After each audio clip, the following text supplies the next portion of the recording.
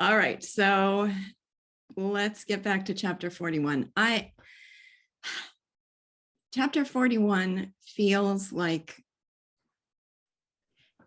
Tess's suffering was reduced to a metaphor, and it's hard for me to conceive of a metaphor more powerfully rendered or dramatically revealed. I was trying to picture, so I'm referring to the pheasants, of course. Yeah.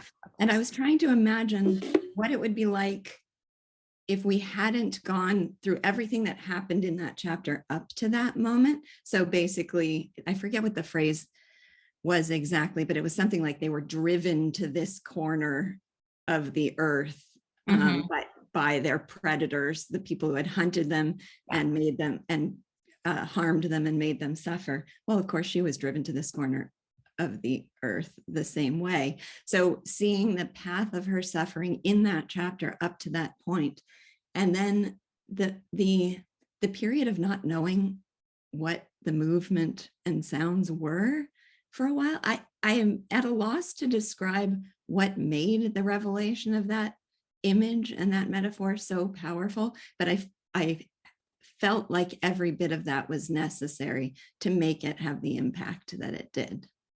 I'm with you there. I couldn't put words to why it was necessary or what exact effect it has, but having the whole lead up to that is absolutely necessary. And it reminded me of back in like one of the earliest chapters, there was that scene where she, after she had the baby and she was working on the field, and he was describing the field as being, I'm gonna get it wrong. Maybe I shouldn't have started talking, but we're in where the field had been like threshed to the point where all the animals had been like, oh yeah further. The rabbits. Yeah, the rabbits. Thank you. And they're just like, like pushed and pushed and pushed until eventually they are gobbled up by the threshing machine, whatever the mechanism was. And so this I thought was, revisiting that similar image and being like, yeah, now she is being kind of like cornered. Yeah, I had forgotten about that one. I thought, Caleb, weren't you the one who drew that to our attention? Yeah, I did. It definitely has like that same kind of vibe to it, but it's more haunting, and she's like literally in there too. Like, ugh. Right, and that in that moment, I forget what exactly was happening in the surrounding areas, but you mentioned that scene in connection with Tess and saw it as relating to her, but I don't think we did not have the context of information to understand how directly related to her experience that would be, and now we do. So just to review the extent of the depth of her suffering in this chapter. So there's no work to be had anymore. Her allowance is almost gone. What she has, she's driven to poverty, but there's so much more to it than that. There's her sense of honor and her undying, unchallengeable love for Angel compounds all the suffering too, because she's unwilling to part with the money she has because it's been consecrated to souvenirs. That's another good phrase to remember. Having something consecrated to souvenirs by association to something you love. So she doesn't even want to spend the little money she has for her own survival because her devotion to Angel takes priority over her physical well-being. She sends the money to her parents to relieve them of their difficulty, but won't confess her own.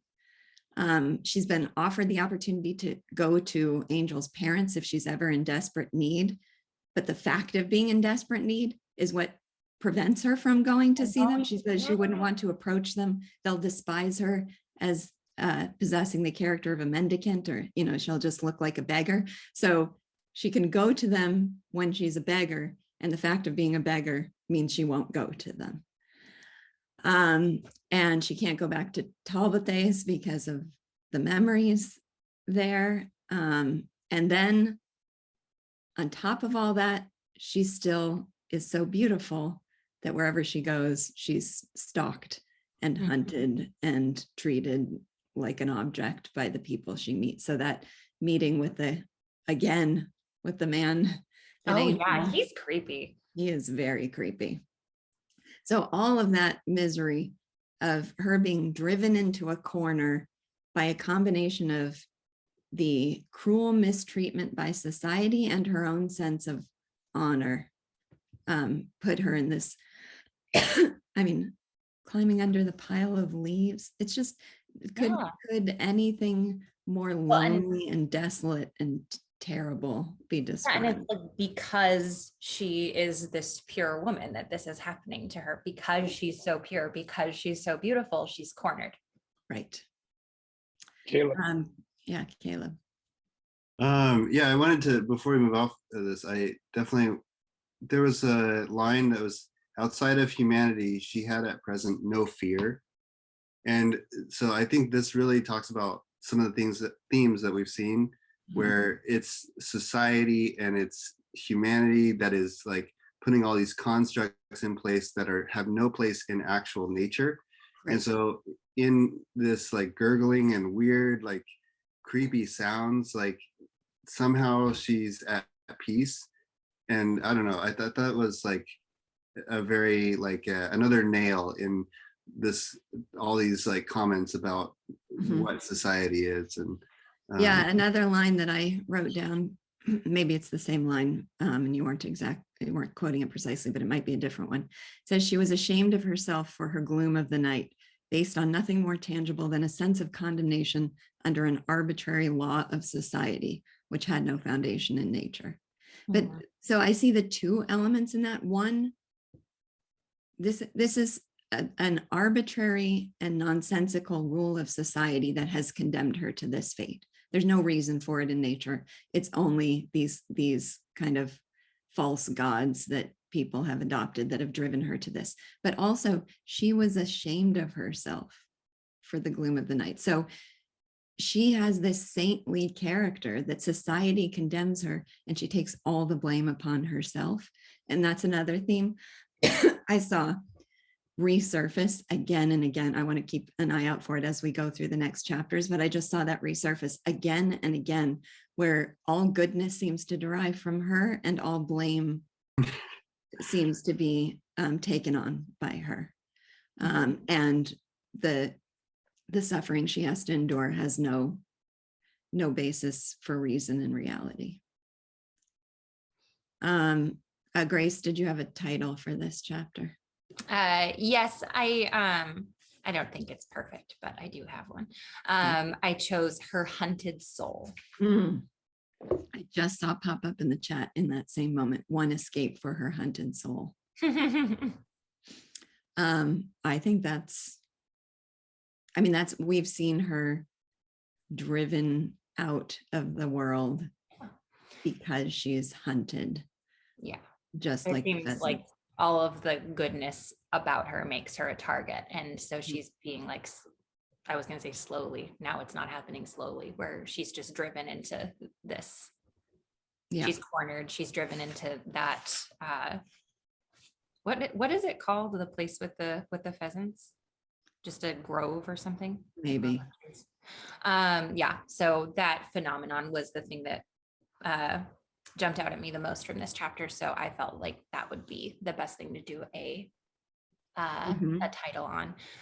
I also noticed that there were 3 instances of just like her just like romanticizing the idea of death, which was so sad.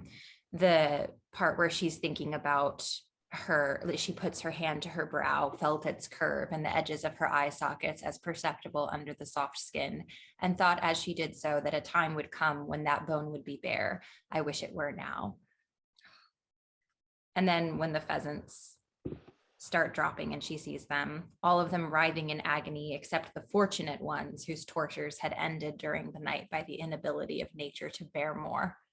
Right. And she's helping them by killing them. She has to kill them with her bare hands.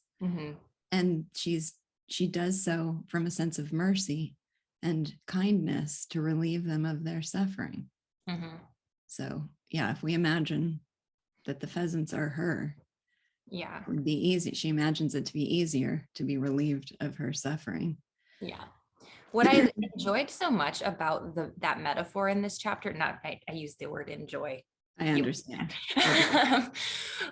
Is that one could see that written by anybody else other than Thomas Hardy and be like, that's a little heavy-handed. Like, it's so clear what it's talking about, but in the way that it's handled within the book and in the larger context, it is such a dramatic scene. You can see it, you can feel it, but it doesn't at all feel like anything like, being over the top in like an over dramatic sense. It seems so fitting for where she is right now. I thank you for pointing that out, because I think I've confessed before that I'm one who doesn't care for symbolism very much. If it's something that feels contrived or deliberate or intellectual, in the sense that you have to really work to see what the connection is, and then you get some kind of I don't know, vain self-satisfaction from just being able to solve the puzzle of it. I never like those things. I don't but either. Here, I think you're right. I hadn't thought of this until you said that, but it's so much a drama of itself. I mean, the lead up to discovering those pheasants, to discovering the source of the sound, you could lose yourself just in what was happening. And then when you realize what is happening and you see the connection to, my title was Kindred Sufferers. So it's that's a good one. Same idea, but yeah, when you see it's as it felt to me as if everything we're watching her suffer was suddenly concretized in a powerful, concrete, visceral, tangible image. Which is what a symbol ought to be. Which was what a symbol ought to be. Yeah. And that progression felt so natural. I mean, the progression to, oh my gosh, this is her inner state embodied outwardly, or her condition embodied outwardly. That transition felt natural. It didn't feel intellectual or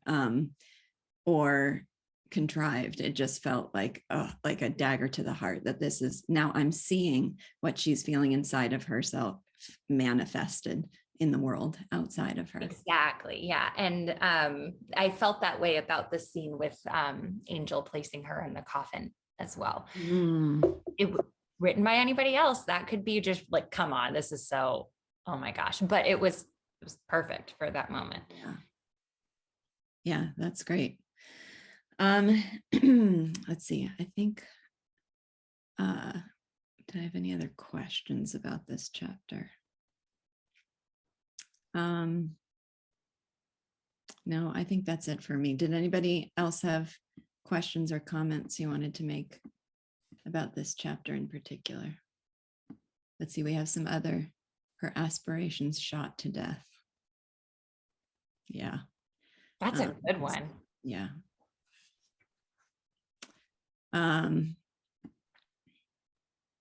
All right, let's move on to the next chapter. I felt like the progression of these chapters was just a descent into greater and greater misery. So she's hunted into a corner, and then she's driven to, I'm just going to say my chapter title for 42, which is A Starve Acre Place. Yes, I wanted to bring up that phrase exactly, because that's not what I chose for the chapter title, although but I loved that description of it being a starve acre place. Based on the description, I'm like, oh yep, that's it. But there might as well be a sign that says that. That says that but again, just like the pheasants represent her condition, the starve acre place represents she's been starved of all love and meaning and value and comfort in her life. So this place represents her life, is what it felt like to me. So we go from her being driven into a corner to the last refuge of place for her to do any kind of work and eke out survival. And then that place in the next chapter is faces winter. So if it couldn't get any worse, then it gets a bit worse after that. Exactly. And even the place where the starve acre place where she ends up, like the way that it's described, you can kind of see her like descending into this very low place. She's surrounded by places that he points out, like In the middle distance ahead of her, she could see the summits of bull barrow and nettlecomb trout, and they seemed friendly. They had a low and unassuming aspect from this upland, though as approached on the other side from Blackmore in her childhood, they were as lofty bastions against the sky. But where she ends up is described as before her in a slight depression were the remains of a village. And that's where she's going. Right. Yes. Completely barren of anything, of any joy, barren of joy. There's just a warm wall. Yeah. Yeah. So that theme that I mentioned of goodness deriving from her and blame descending upon her. What does she have? What is she driven to do? Disguise her beauty, destroy her beauty to protect. That's her only means of self-protection. So she's not, it's not that she's so much accepting. I mean, in some places she does, but it's not as if she's blaming herself for being beautiful, but her beauty is a risk to her. Yeah. She has to, she can't hold others accountable for their behavior. She has to eliminate in herself the temptation that she imposed. It's almost as if she's imposing something on them by being beautiful. So she has to take that away so that she no longer imposes on them. That scene was just devastating to me. It's really heartbreaking when she cuts off her eyebrows. It's yeah, it's really heartbreaking. And the thing that she says, my husband has never read this book, but I had to share this line with him, and I read it to him, and he went, "Oh." What are you reading? It was, my husband is gone away and never will love me anymore, but I love him just the same and hate all other men and like to make him think scornful of me. Yeah. Yeah, her dedication is endless, and she never places any blame on Angel for everything. And anytime anyone tries to place any blame upon him for her condition, she disabuses them of that and says, no, it's not his fault, it's mine. Yeah. Let's see. Oh, can I share a line for the pure poetry of it? Oh yeah. I have one that I want to share for that reason too. See if it's the same one. Inside this exterior over which the eye might have roved as over a thing scarcely percipient, almost inorganic, there was the record of a pulsing life which had learnt too well for its years of the dust and ashes of things, of the cruelty of lust and the fragility of love. And one of the ones that it is not accidental, I assume, that the places she goes it's from Chalk Newton to Flint Ashcombe. Flint and ash does not sound like the most welcoming and lush and conducive to life of places that a person could end up. Sure don't. And then this is not the same level of poetry, but I just loved the reference of just describing the place where she's going and saying that which stretched between the valley of her birth and the valley of her love. Yeah. Yeah, so she's reached a place where she was doomed to come with its stubborn soil. What are all the phrases? Heavy and coarse pursuits, rough labor, dry and cold air, just absolute barrenness. But that theme of, the innate drive for pleasure, it's not in this chapter, but it comes up in one of these chapters too. So no matter how dismal her surroundings, the drive to live is still there. Yeah. Even if your friend is a brick wall. Yeah. The wall seemed to be the only friend she had. So sad. Caleb. Yeah, I think so. If you contrast this with how she arrived at the dairy, and she was going there like to be a dairy farmer or like to a milk.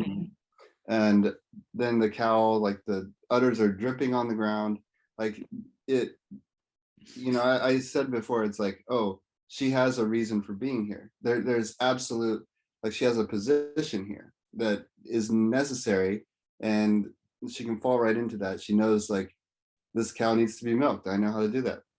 But in this place, like, I never really got the sense of what is she going to do. Mm. Like, this is a really fallow ground. Like, what is her purpose here? As she approaches it, she's going to work at this farm, but like, what is she doing? Did you guys get that same question mark of like, why is she here? What purpose will she fulfill? Yeah, because the purpose seems to be, I don't know what words to use to describe it exactly, but it's like, it's almost as if it's the least productive and most grueling thing a person could do. She's been driven to the very limits of human happiness and productivity, the very, very limit. So there's something that they're getting out of the ground, but it's almost worthless. It's almost worthless. So they have to labor hour upon hour upon hour because it's worth so little that they are paid so little to do it. And it's grueling to extract it.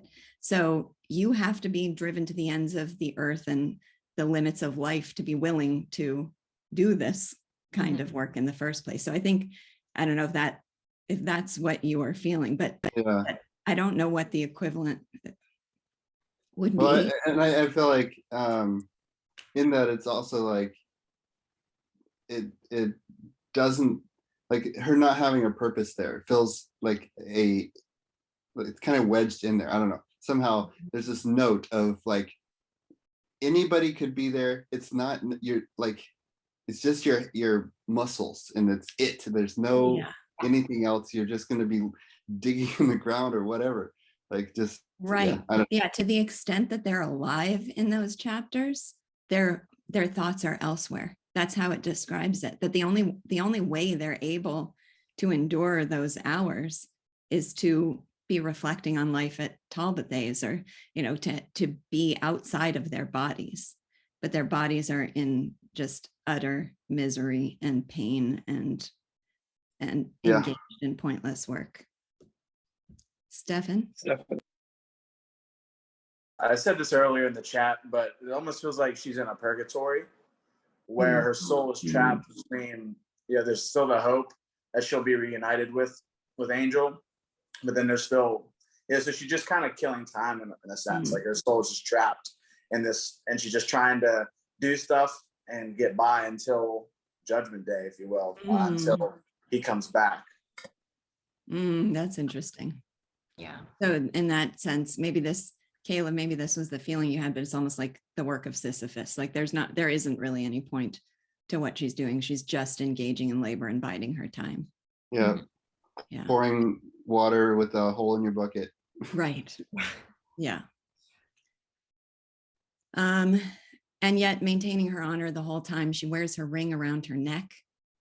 I think she thinks, first of all, she doesn't want to face the questions that would, if she were to wear her ring on her finger, questions would be raised about where her husband is and why he has abandoned her. She doesn't want to face those questions because she doesn't want any judgment of Angel to fall. So it's completely out of protection of Angel that she won't wear her ring, but she still wears it around her neck because she still has every bit of devotion to him that she ever had, and not wearing it on her finger is a form of that. Part of that, yeah.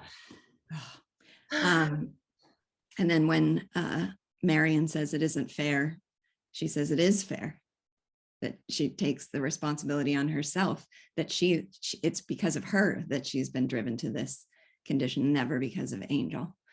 And then she never tells her parents about what she's suffering, again, because she doesn't want to bring reproach upon Angel. So the line that you read, Grace, about her dedication, this is love and dedication, that she'll suffer anything just to protect his name.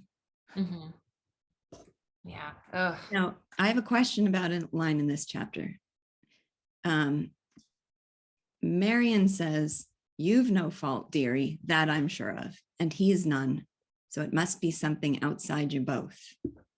And in my notes, I wrote, what did I write? Something like, Oh no, I just wrote a heart. But but I ask myself, is that true? I mean, she's naive to the situation, of course, so she can't know that he has no fault.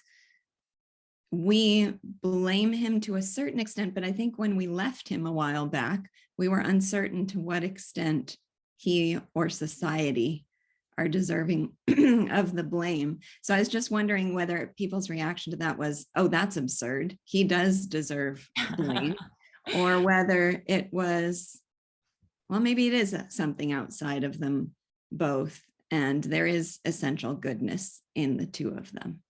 That's kind of how I took it. Mhm. Because there is. Mhm. You We still know- believe in Angel.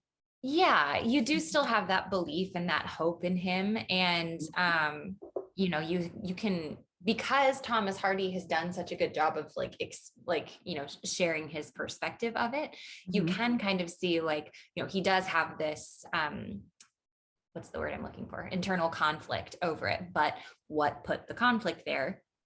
Society. Mhm. You can imagine that if there were not these societal standards of the time, or if he existed completely outside of them and he learned about what happened with Tess, then it wouldn't have been a problem. Mhm. So in that sense, I can kind of see Mhm. where that comment comes from, and I can, you know, agree with it to a certain extent, although I do blame him a little bit. Sure. Yeah. Well, she seems superior, but superior because she's almost saintly. And he there's just something over and above the capacities of the ordinary human, and he just feels a little bit more ordinary in that respect. She's the pure woman. Yes, she's the pure woman. Now, but it would be good, I think, to reflect, because we are so angry with him for his betrayal of her, and now we see what she suffers because of his betrayal. So it's so easy to just be focused on blame. But there are a series of you know, descriptions and events that give us the indication that he's better than his recent actions indicate that he is. So one would be, ironically, the situation with Iz. And, you know, initially it was horror and awful, but then he comes to his senses and he learns something from that experience, and we see his better nature, you know, take charge in that moment. I have a loving wife already. I have a loving wife already. So that's one. I think his what seems to be like his core that comes out when he's dreaming, you know, he loves her when he's dreaming, and then forgets when he's conscious, and those conscious standards of society come back into play.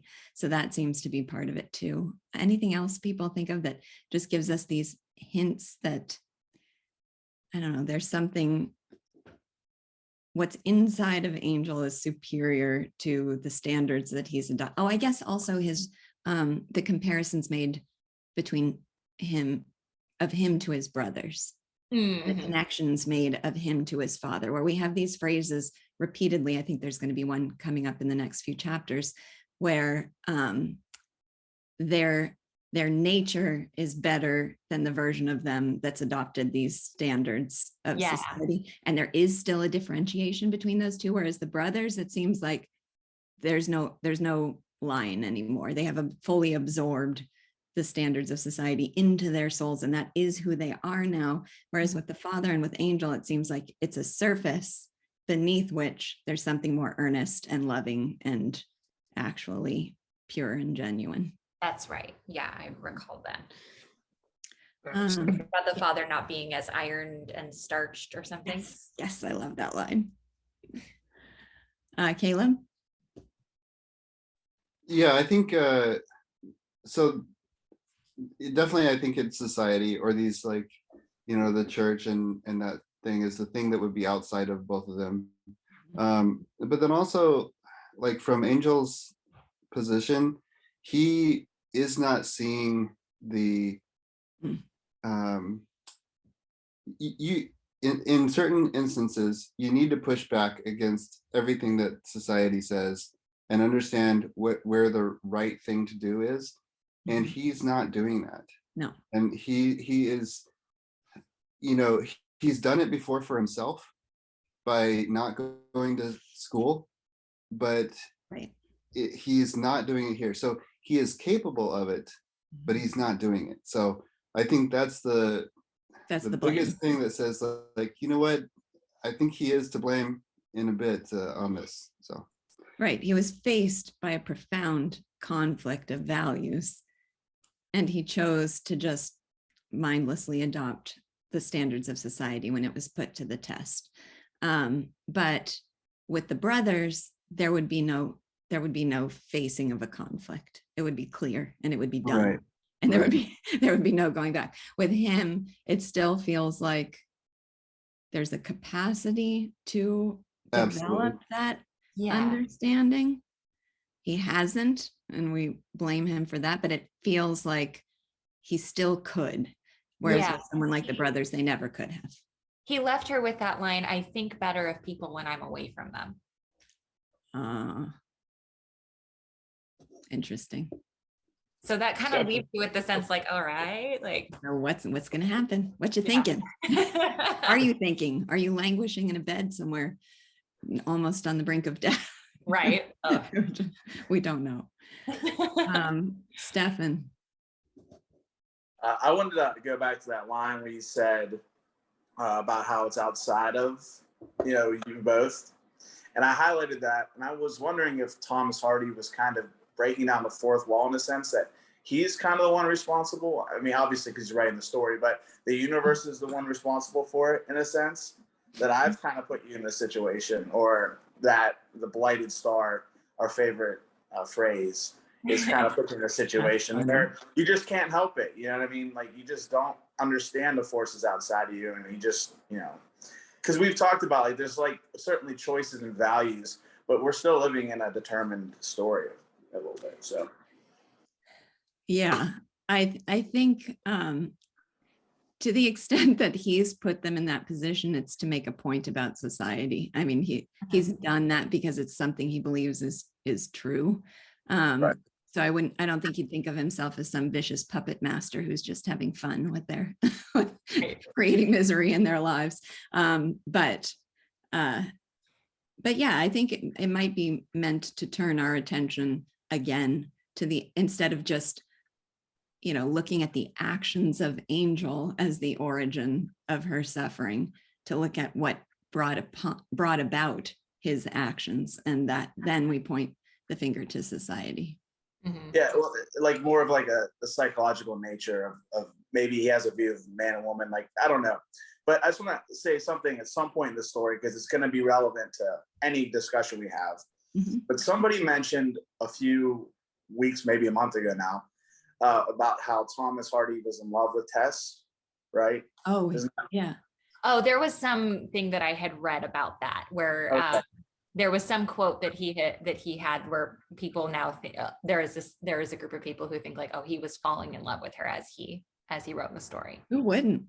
Well, right? That's what I was thinking though, is imagine, because, imagine Ayn Rand doing what she did or imagine what Thomas Hardy was doing to Tess, Ayn Rand doing to like John Galt or something like that. And I wonder the psychology, if you will.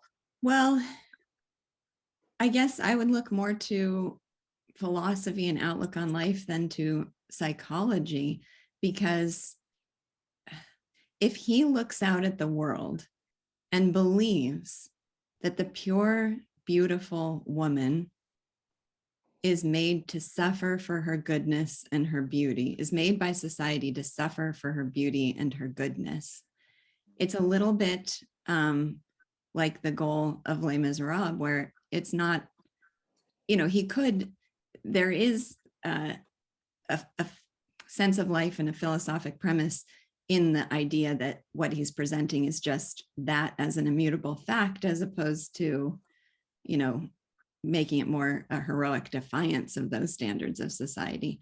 But that seems to be his view of the world, and what maybe there is a sense of hopelessness in overcoming this fact about society, but that's what he wants to artistically convey. So yeah, if what you imagine is him falling in love with her and then weeping over her fate, because this is what he thinks becomes of such a woman. Wendy. Yeah. Hi. Okay, there's something from the very beginning of chapter 42 that I think relates to this idea of society standards versus Tess and versus Angel, where it says Tess went onward with fortitude. Her recollection of the birds' silent endurance of their night of agony, impressing upon her the relativity of sorrows and the tolerable nature of her own. If she could if she could once rise high enough to despise opinion, but that she could not do so long as it was held by Claire. So this idea that she even, again, her nature would be to have been able to rise above this and be happy, but the responsibility of him that he would not allow them to do that. Yeah, that goes back to a theme we've discussed before of a woman's fate being in the hands of men. I mean, she has that capacity and she has that purity, but in terms of the social structure, she's dependent on men to defy the standards of society. Right. And a reliance on him as sort of being her guide and wiser than her. And again, that she's actually there, but that that he prevents that. Yeah. And I would say too that she can't say that he's wrong, right? That's another thing that's playing into that. Like if she were to say like, no, we need to rise above this, then she would be going against him. And that's another element of that too. So it's her love that's preventing her from doing that.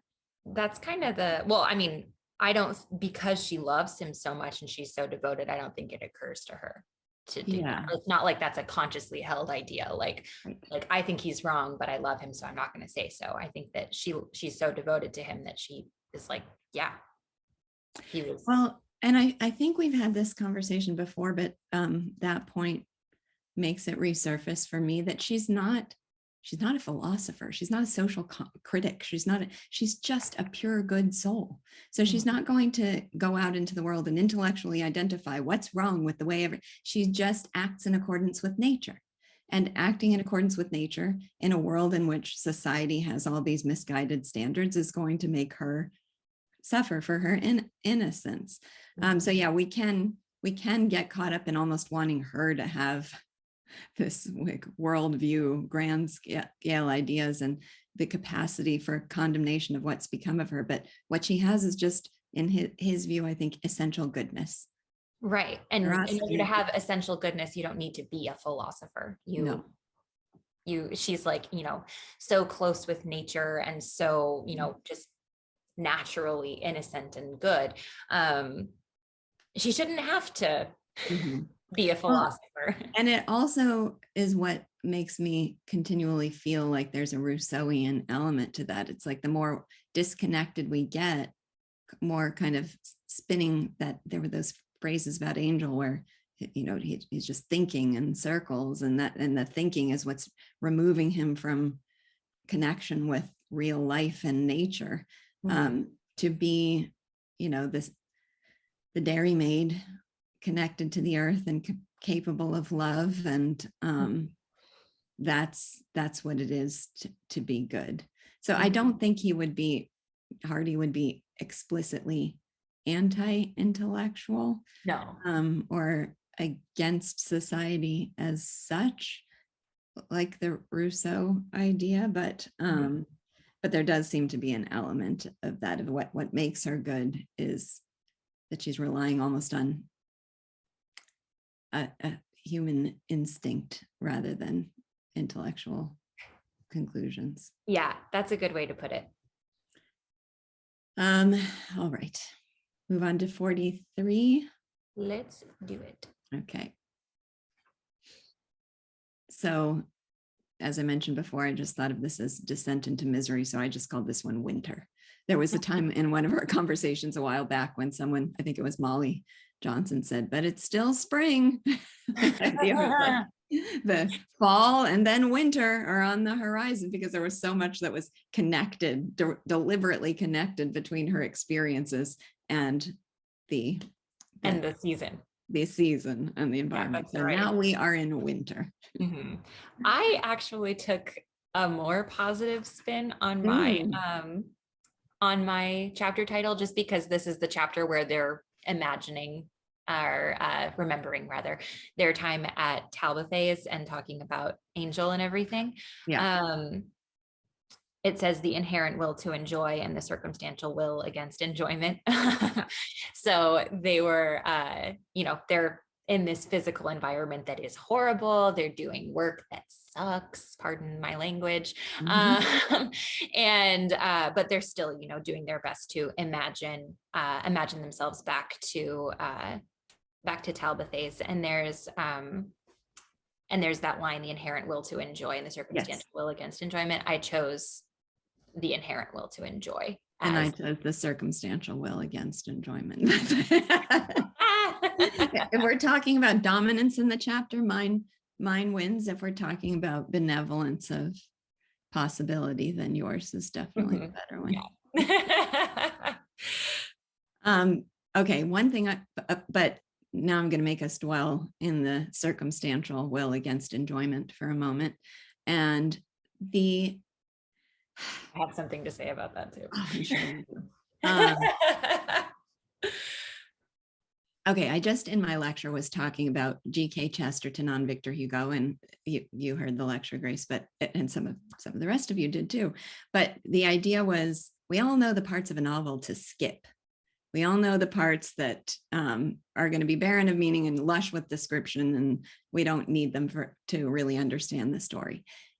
If you come to a description of a landscape, it's going to take real effort on my part to keep myself in focus and to really try to take it in. I've developed techniques, kind of reversing Luke's art appreciation method, where I'll read the description and try to conjure as well as I can how I would render this as a painting and what it would look like. But it takes conscious effort on my part.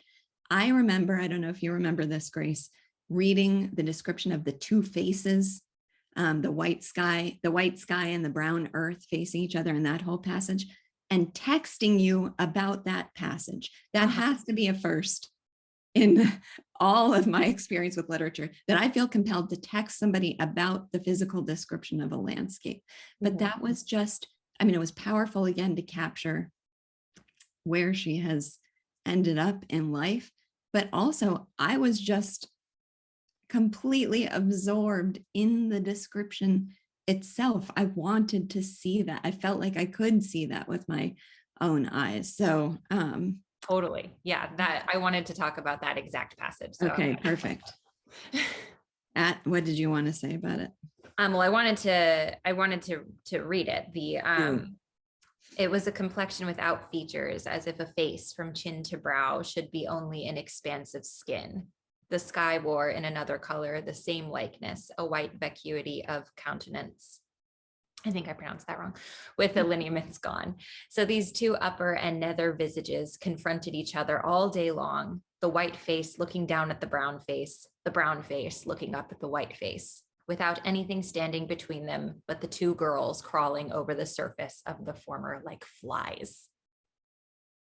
Caleb, you want an image of what you were trying to capture before?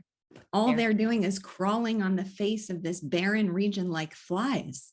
That's the job. Flies engaged in purposeful activity as they just, yes. Man, so I think that is the best representation of the circumstantial will against enjoyment. Yes. That is the circumstance. Yes. There's no enjoyment there. So I want to add a few more elements of the circumstantial will against enjoyment that I just found so acutely powerful and painful. The rain, we've all experienced rain, right? We've all been in a rainstorm. Have we experienced what it means to be wet through? Well, apparently we haven't, nor have the rain, how is it described? The rain had no occasion to fall. we usually think of rain as falling. What does this rain do? But raced along horizontally upon the yelling wind, sticking into them like glass splinters until they were wet through. That is a different kind of rain entirely, possible only on this landscape with the two visages. So rain goes horizontally and it sticks through you like splinters. And it demands a distinct modicum of stoicism, even of valor. Valor, yeah, which is what she has. Yeah. This line. Winter coming in stealthy and measured glides like the moves of a chess player. So winter comes, anybody who lives in a very wintry climate, which we here in Southern California definitively do not. But the idea of it coming on in stealthy and measured glides. So it's as if when winter comes on, that's just the first move. Just you wait. It's going to wait for the next move. Just wait for the next move. And it's coming on in a stealthy way. So it'd be when you least expect it that it gets worse. But that phrase. And then what was this one? Every twig was covered with a white nap as of fur grown from the rind during the night, giving it 4 times its usual stoutness. The whole bush or tree forming a staring sketch in white lines on the mournful gray of the sky and horizon. Good God. Yes. But I think probably of all of those, the single phrase that captured the best was something about chilling the eyeballs. Yes. Oh my God. I touched my eyeballs. Yeah. Like, oh, because I felt that. I'm like, oh my. Right. And if Thomas Hardy can make a Southern Californian feel that in their eyeballs. Right. Give the man the word. Caleb. Yeah, that's so I like that line as well, but there's a sentence before it where it says, so the whole thing is, there are 2 forces which are here as everywhere, the inherent will to enjoy and the circumstantial will against enjoyment. And that line before, I think, is a philosophical call, because he's saying the 2 forces are here as everywhere. So then it made me think about, all right, well, what are the forces in my life, and how is that happening? And I mean, and then those additional descriptions of the difficulties that we all go through, and what was that line? The comparable experience with the pheasant. Yeah, so I don't know, all of this is very much hey, consider your own life and your will and the circumstances around you. Right. Well, so life, there's some of you might know the psychologist Edith Packer. And one of the phrases that I got from her is that in life, you have to love the struggle. And that can sound like stoicism, but I don't think that's how she intended it. She meant we can all kind of get trapped in this idea that life is about getting to a place where we can then just settle and be inert. We got to get to the point of happiness or success or some situation where, okay, now we've made it and no strain or effort or active, but that's not what life is. Life is continually moving towards goals and trying to achieve values, and there are always going to be obstacles in that path. That's what pursuit means. They can be greater or lesser obstacles, but they're there. So we could extract that phrase and kind of apply it in that sense, that we all have this inherent, well, whether it's not inherent is a question, but most of us experience this will to enjoy, and there are always going to be circumstances against it. That said, the 2 forces were at work here as everywhere, the inherent and the circumstantial will against enjoyment. It's a distinctly Hardy, dismal, blighted star kind of phrasing of it, I think, when I see it here, that gives a sense of hopelessness to that drive to enjoy. But we can still use it in a positive context. Kathleen? Hi, good morning, everyone. I just wanted to go back to the description of flint chrome ash in this chapter, and we've talked about how poetic Hardy is before with his descriptions.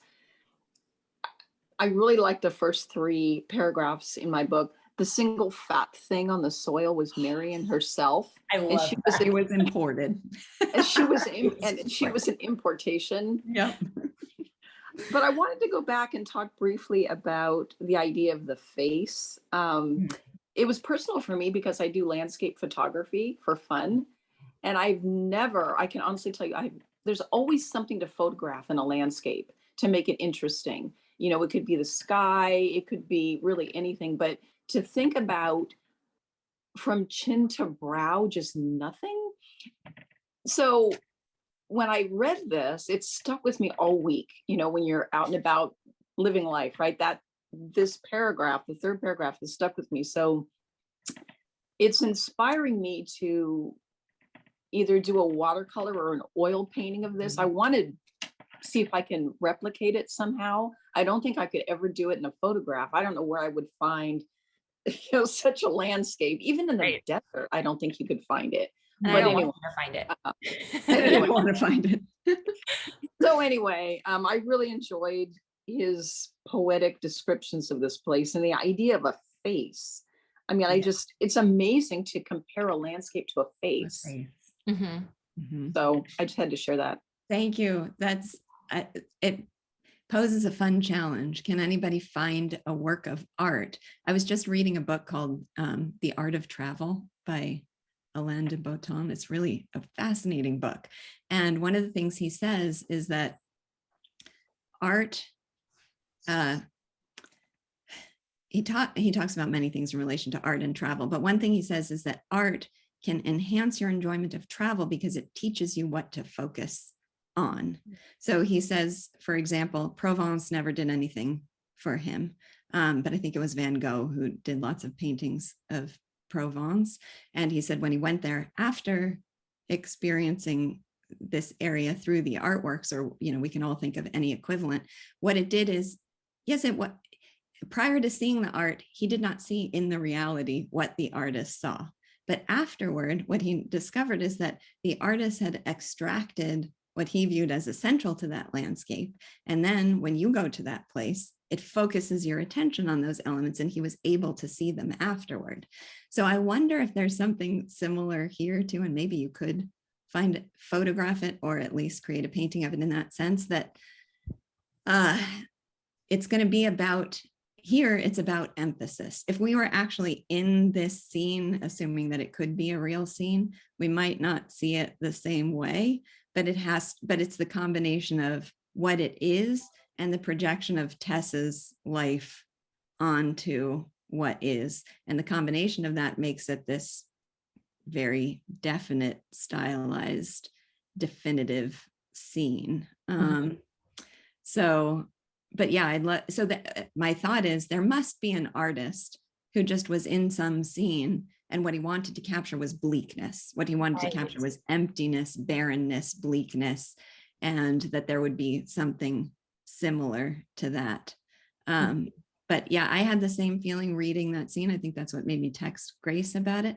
But I can imagine being a photographer and a painter, that it would be all the more powerful to have something just so incredibly starkly described, to experience those words. And I think the focus would be where they meet, like where the sky and the soil meet. That would be, so if I come across anything, I will share it. Yes, if anybody comes across anything. That's going to be a challenge to find, but we'll see. Yeah. Thank you. Wendy. Wendy. I have a question about the use of the word gallantry in this chapter. I was confused about that too. Okay, thank you. 'Cause, it's right, the guy who she runs from and turns out to be her boss. Right. It's where he says he looked sullenly at her and went away.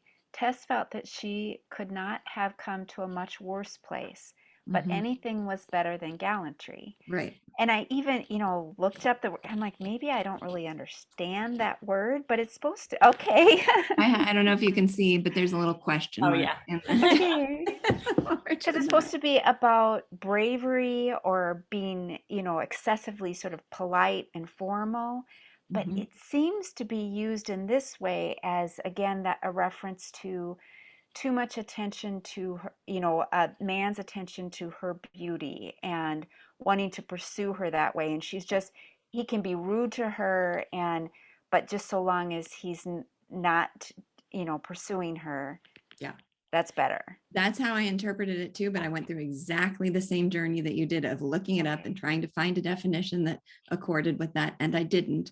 But I also don't have an Oxford English dictionary on me, and I bet if any of you do and you look up gallantry, you're probably going to find a definition of that kind. It's probably just a more obscure or archaic use of it, but that's the only thing that I can make of it, that it's better Okay. for her not to be pursued. Yeah, She that's can, how I made sense okay. of it as well. Yeah, in the context, that seems. Yeah. Okay, thanks. Yeah, thanks for raising that, though. I did have that same question. Oh, we should talk about that horrible man.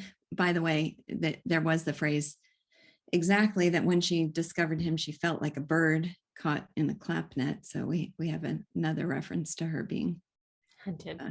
Hunted. Yes.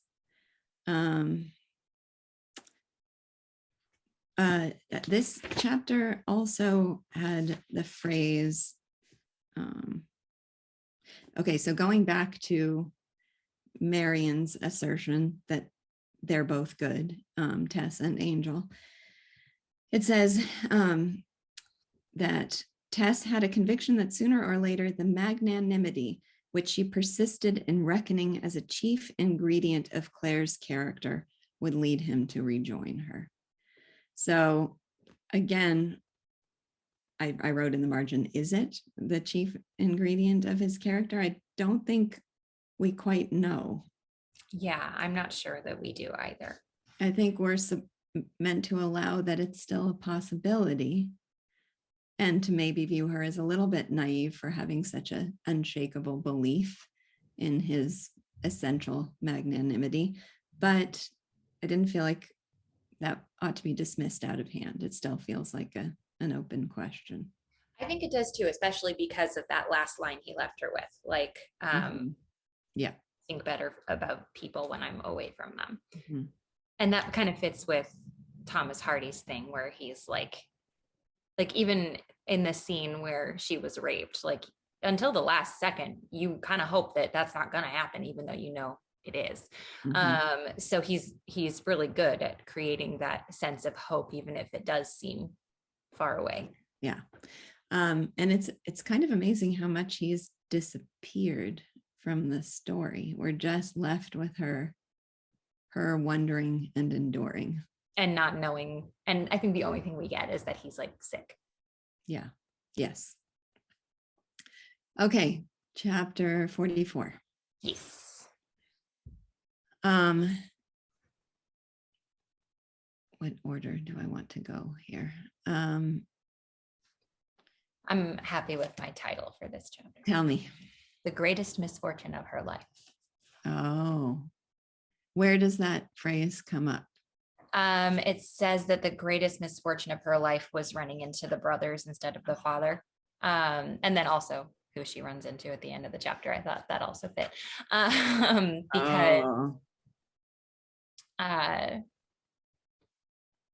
Because if she had run into the father, who despite his narrowness was far less starched and ironed than they, and had to the full the gift of charity. Like, if she would have only just run into, it's just like a totally a matter of like bad luck Yeah. She runs into the brothers instead of the father, who has to the full the gift of charity. Like he would have sympathized with her is what I take from that. Yeah. Oh, I'm sorry. No, the greatest misfortune of her life was this feminine loss of courage at the last. So she sees the brothers and then she starts to leave. And it says that she lost the courage and critical moment through estimating her father-in-law by his sons. So I chose her heart-starved situation because she's just driven to desperation, finally goes to him, and then is unable even to follow through with reaching out to them. So yeah, we've the had all this starved. Oh, sorry, I interrupted you. Go ahead. Oh, just this barrenness and bleakness and being driven to the corners of the earth and having it be winter. And now her condition is her heart is completely starved. She's deprived of angel. She's deprived of parents. I guess the only companionship she has is Marion. And the heart starved line gets me in my soul. This is not really even a connection at all, but just the words heart starved. The L.M. Montgomery uses that phrase a lot in her books, but she's heart hungry to describe the little orphan girl who just wants love. And oh my gosh, it just like that's the image I get from those words. And so then like having that previous context in my head, just personally coming to that line, I was like, oh, Tess. So one thing in this chapter is I brought up earlier the idea of all goodness deriving from Tess and all blame falling on her shoulders. And one of the things that made me formulate it that way was this. I found this really fascinating because I keep talking about the girls, the Iz and Marion and Reddy, and how sweet and kind and guileless and they are. And then there was this line in this chapter. It says, Iz spoke with a magnanimous abandonment of herself to the situation. She could not be, no woman with a heart bigger than a hazelnut could be, antagonistic to Tess in her presence. The influence which she exercised over those of her own sex being of a warmth and strength quite unusual, curiously overpowering the less worthy feminine feelings of spite and rivalry. And then suddenly I felt like, oh, what I love in them is Tess. Yes, because she inspires that in them. She inspired that, and that she made it impossible that they behave in any way other than that. And so it really comes down to her essential goodness that they act with such goodness. Essential goodness, and I think essential like feminine. I never can pronounce femininity. I'm sorry, I sound so dumb. I can never say that word. But I do think it's important because she has that essential goodness and that essential womanhood that I think gives them something to aspire to. Yes. Yeah. I just will never say that word again. I'll say woman. Just avoid it. Okay. Oh, we also have, these are a little bit miscellaneous. I apologize for jumping around, but also that idea of the father's superiority. Oh, this is where the phrase comes up that you referenced before. It says, the father who, despite his narrowness, was far less starched and ironed than they, and had to the full the gift of charity. So charity are not just slogans on a fence. It's not just a slogan on a fence for him. It's something that he actually exists within him. But she doesn't know that. And that's the greatest misfortune of her life. Yeah. Caleb, I'll get to you in 1 second, but I just want to revisit the anxiety and anticipation of this journey to the Clares and the many ways that we're made to experience what it is that leads her to abandon her courage in the last moment. So it says, as the mileage lessened, so did her confidence. She has that feeling of wishing she had come on a weekday and what it will suggest that she's come to them on a Sunday. She rings the bell and she thinks to herself, it's done. I mean, any moment you've had of fear and anticipation, it's being real, you're being kind of dragged through the details of it in this way that you just feel how the stress in her body of having to face this fear. So that she rings the bell and she thinks the thing was done, but then no, the thing was not done because she realizes they're not at home. Then she fears to herself that she has this idea that maybe they saw her and recognized her, and that's why they're not answering the door. Then she's walking through town and overhears talk of Angel throwing himself away on a dairymaid. Oh, it's just agony to go through all the anxiety of anticipation that she suffered. And then the insult of what happens just with her shoes. I know. So she has to walk back without her boots. With the shoes that he gave her. And also, I really wanted to stress this line where I forget what the context was, but she wanted to be seen as beautiful for a moment. And then she says, who cares for the looks of a castaway like me? So her looks do not serve her when they ought to, and then they damn her in all other circumstances. Caleb. Yeah, on that point,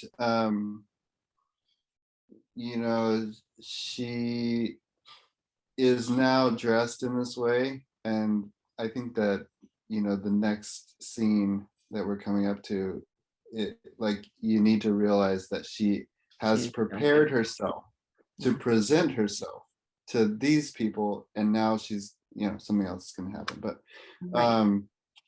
the other thing is her beauty, it's done. Her beauty can't be used as an asset when she needs it, and it's a hazard when she's least looking for it. And then it's done. The same situation with the letter under the door. That one killed me so hard. She told him. It isn't done. It's under the carpet. This is that again. I don't know what that says. Is there, maybe that is the not pushing forward, not following through, and being less imposing than she needs to in certain situations, in order to that checkup and say, okay, did you get the letter, or staying in front of the door until somebody answers, that sort of imposition that she might have to breach her reluctance in order to get to is not leading her to success. Just really highlights how much courage is needed in these moments. And she's not short of courage, but it's too much to ask of her to have to be able to face those situations. Where I guess part of it is that it feels like the outcome is so much outside of herself. It's that dependence on Angel's reaction. Now it's the dependence on she can endure anything if it's out of love for the people she loves. She can suffer anything. The fear is just making herself vulnerable. It's not being able to count on how others will treat her when she's in their hands. She can't count on that. I don't know. There's something there that I can't quite put into words. And sorry, the last thing I wanted to say was the idea of the father being having charity and compassion, that's the breaking away from the norm that is appropriate, to stop and say, okay, the rules are this, but let's have some charity. And again, that's what we're not seeing from Angel. Angel. And we haven't really seen it. I mean, have we seen it from the father? We've heard it said of the father, but yeah, it hasn't really been put to the test. Many times. Yeah, we've heard it said many times, but we haven't actually seen it, except I guess we have seen it in relation to Alec, because he was abused by Alec, and his response was to treat him with charity and to be a source of inspiration to him.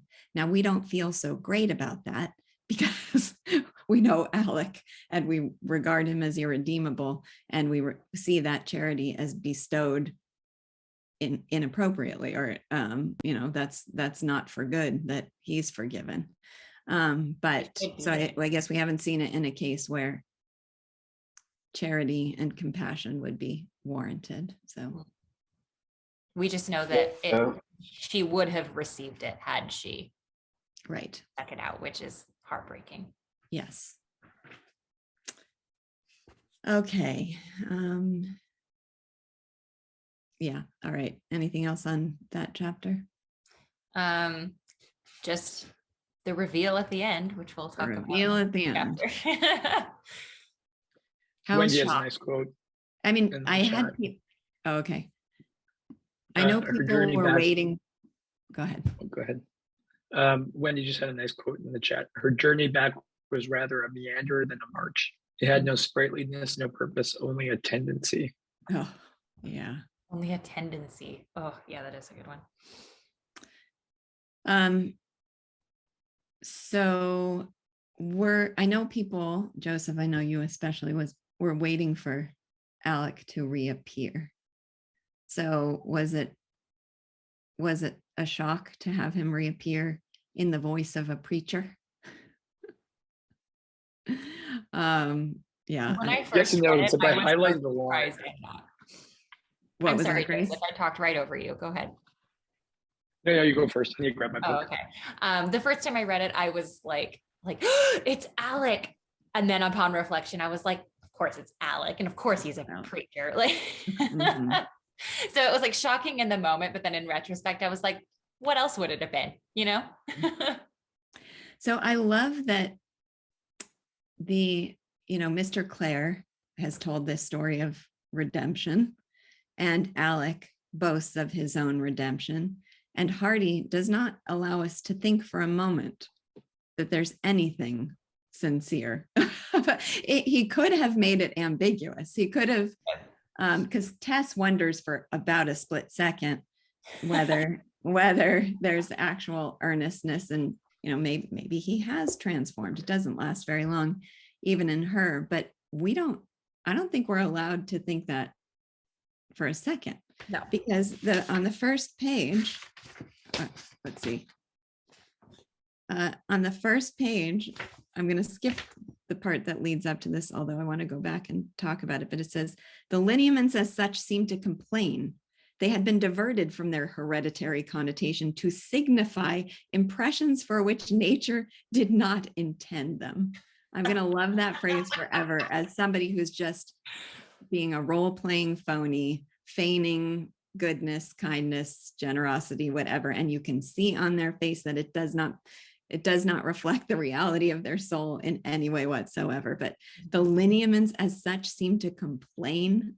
The details of his face make complaints against the words that are coming out of his mouth. What an ingenious description.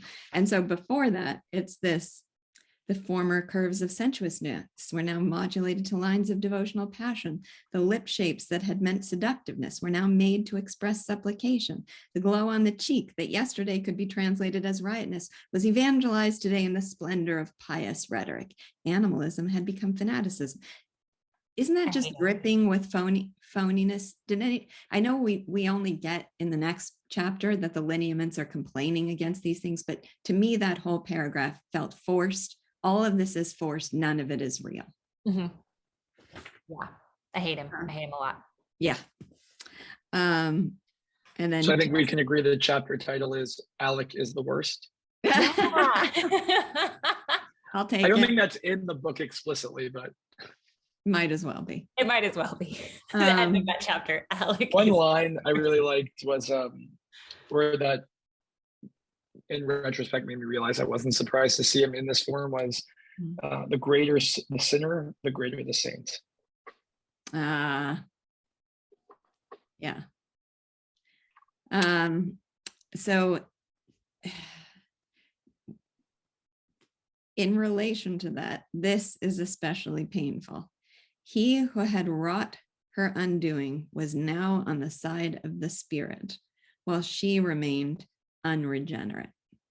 So that's that, back to that theme of God as he ought to be. God, as he is interpreted by man and society, places Alec on the side of the spirit and Tess as unregenerate. It hurts so much. Yes.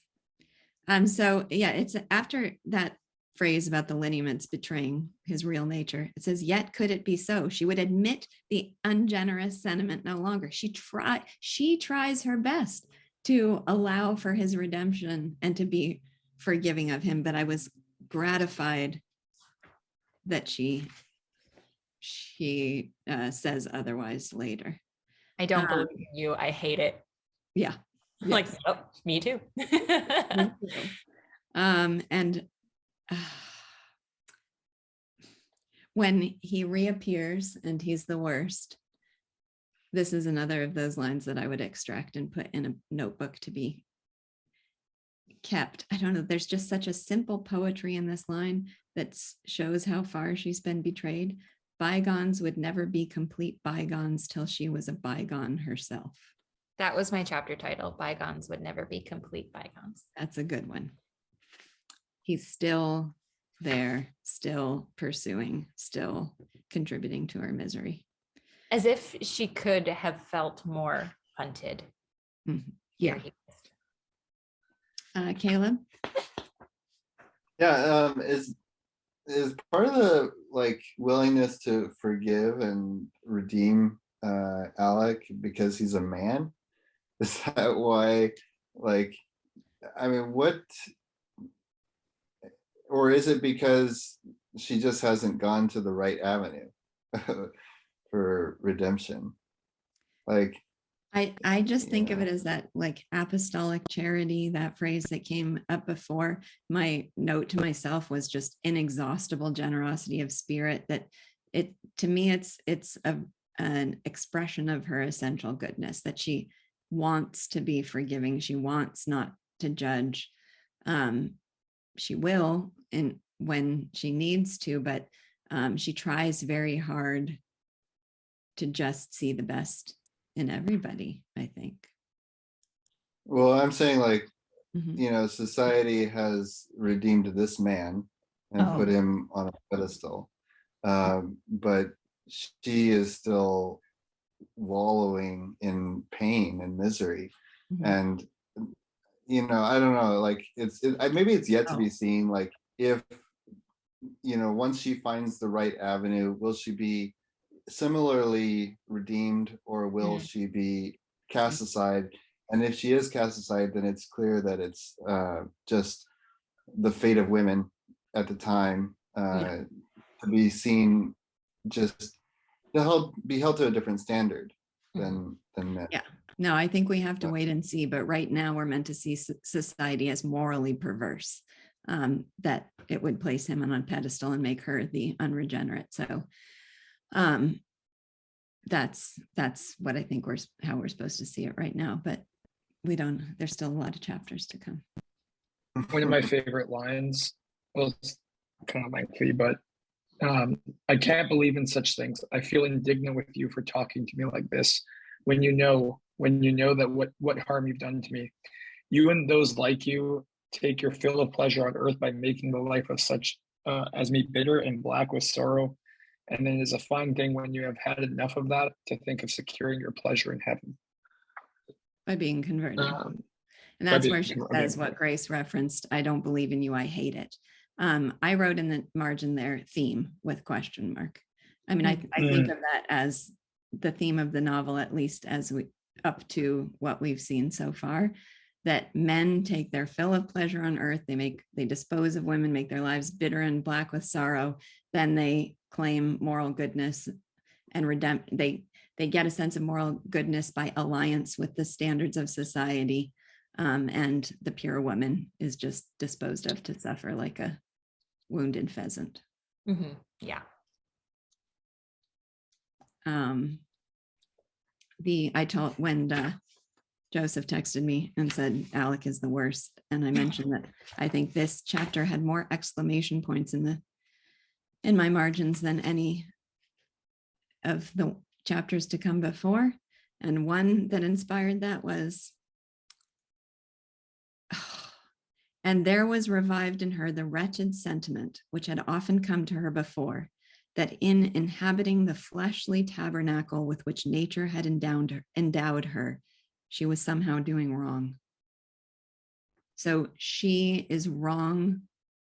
It is her beauty that makes her wrong in the eyes of society. And when I read that line, I thought, this is the philosophy behind the burqa. The idea that a woman is by nature temptation and evil for that reason, and responsible in some way for how she is responded to or treated by men. And that's, then connecting that back to her cutting off her eyebrows and wearing the scarf and trying to disguise her beauty. That's what she's driven to doing, to protect herself and to protect men. So the other line, oh my God, I've never hated somebody so much as in this line. And to lessen my fear, put your hand upon that stone hand and swear that you will never tempt me by your charms or ways.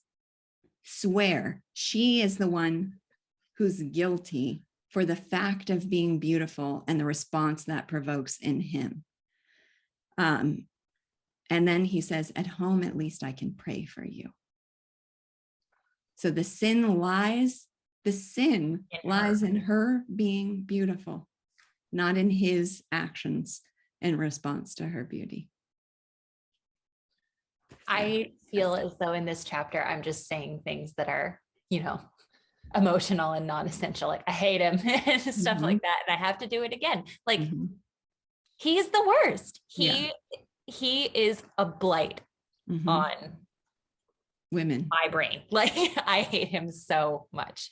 Yeah. One line that really stood out for me as, a great example of the microscope you talk about and the value of literature as helping you just see a new perspective on something was, I am new to goodness, truly, but newcomers see furthest sometimes. And what I loved about that was we've all had the experience, especially in objectivism, when people are new to it and they think they see further ahead than anyone else. And like they want to, especially not talk down to people, but tell everyone about it. And they think they have this very clear vision of what's to come, but usually it's floating still. And I just loved that way of putting it. And his is not only floating, it's completely at odds with everything in his nature. And it's clear from the start. It's just a surface imposition on what is still exactly the same person. I don't think we are meant to have a moment of doubt that she's encountered the exact same person she knows before, just with this phony pretense of having been redeemed. All right. Oh, can I make another comment? Yes, please. So he tells her to put her veil down so that he doesn't see her face. And then he says, swear on this thing. And she's doing these actions. But I do think that we see some growth in her character by her checking up on the history of this thing that she just swore on. Right? Yeah. So she's like, okay, I did this, but let me just double check. And then she finds out that it's some sort of curse that she pledged her, effort to. And so no, and just it emphasizes his lying and manipulation and evil. And I think that it gives her I don't think the Tess of the previous meeting would have checked up on anything or even held doubts, you know, but she is. And so like that gives me hope that you know, she's growing and maybe she can protect herself a little better in the future. Yeah, Not I don't to think dissuade you Tess from your hope, but she also did make a solemn oath on an ill-omened relic. Okay, yeah, there was that. I'm sorry, Lisa, you were talking. Oh no, it just, I mean, would the Tess of earlier had said, out upon such, I don't believe in you, I hate it. Again, that is the formulation of which Tess is capable. She can't say what is wrong, but she knows that she believes it's wrong. So I think having gone through what she did with Alex, she at least has the self-protective instinct to name it as such, which nobody taught her to have before. You know, her mother failed her in that respect and gave her no sense of protection, but now she knows, and now she has Angel to defend in protecting herself. I think she thinks of herself as much as doing right by him and defending him as protecting herself.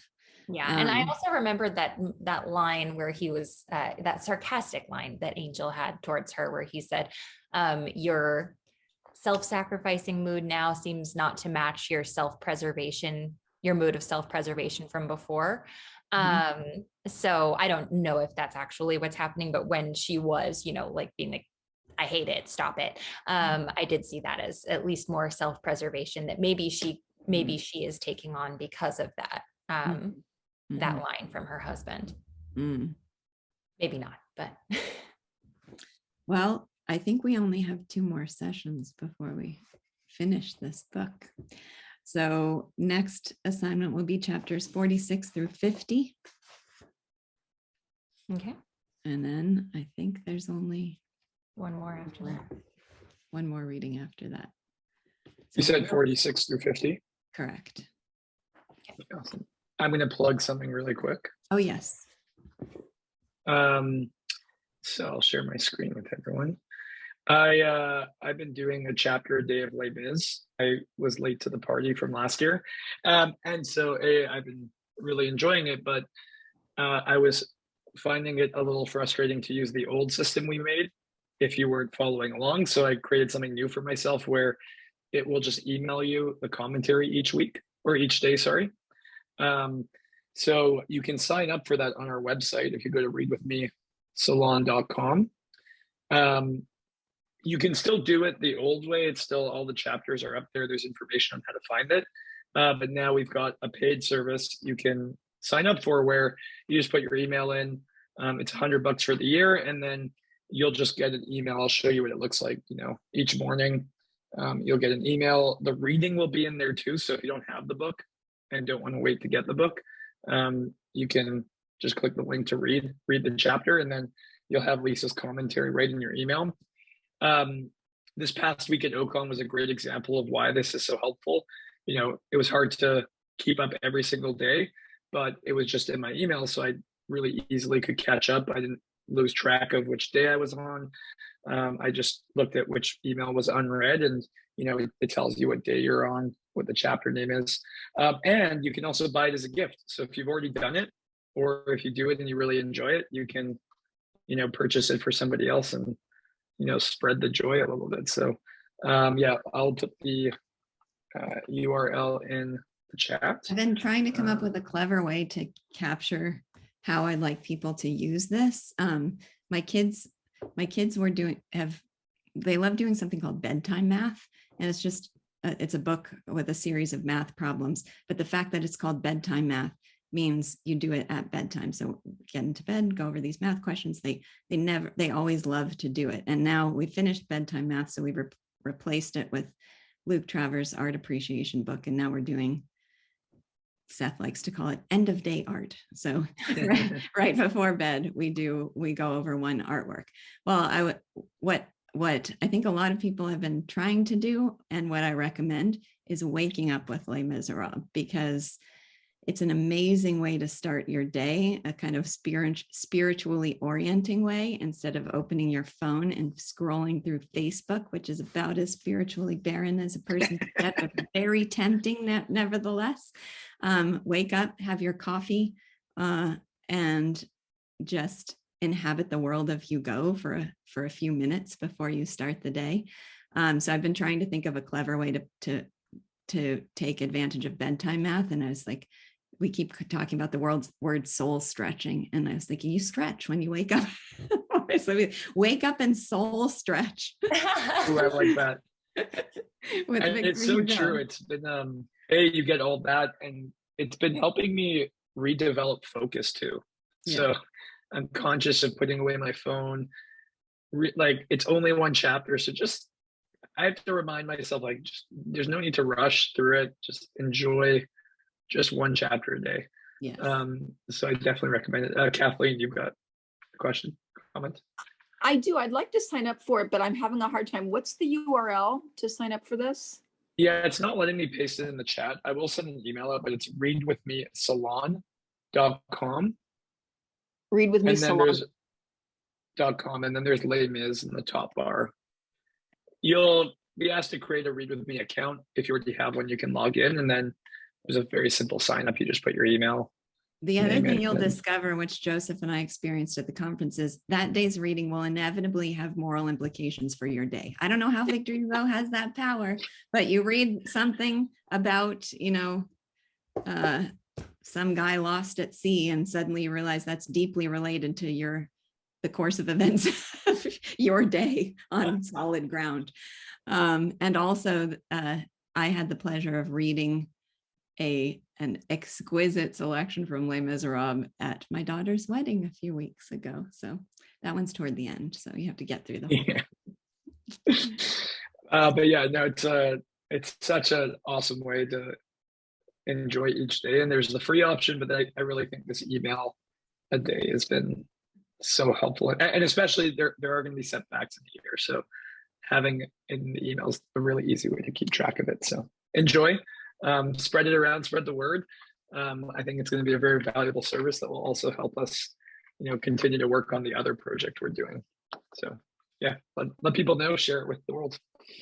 All right. Thanks, everyone. I'll see you next week. Thank you. Bye.